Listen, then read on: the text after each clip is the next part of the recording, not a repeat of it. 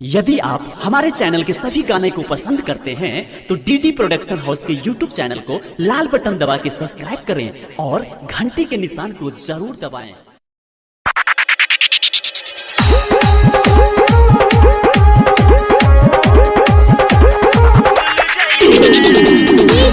लाल बाबू राजा योगी चौक समस्तीपुर।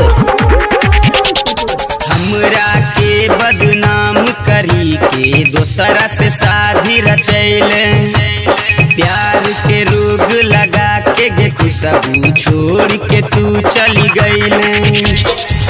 आई के नहीं रात सुन गे गोरी हमारा ना तड़पई है, आई बेघरवा चुप के रही है, चेहरा ना देखई है, बदर संग गुजराई है,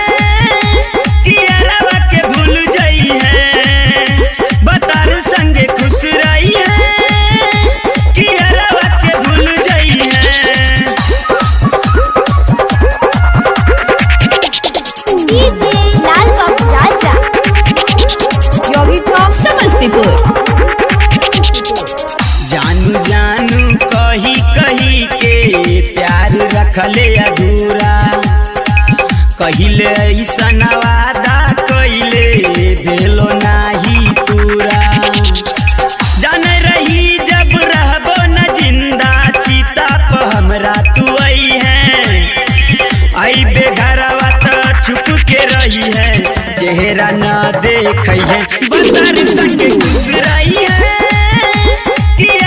के भूल जाई है, बदर संग गुजराई है, के भूल जाई है।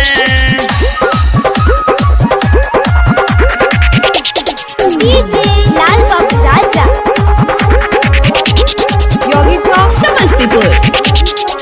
हमरा से तू मिला लगे छौड़ी राह छेला बेचैन, देखल नाही हमर सूरतिया त आव छेलो न चैन।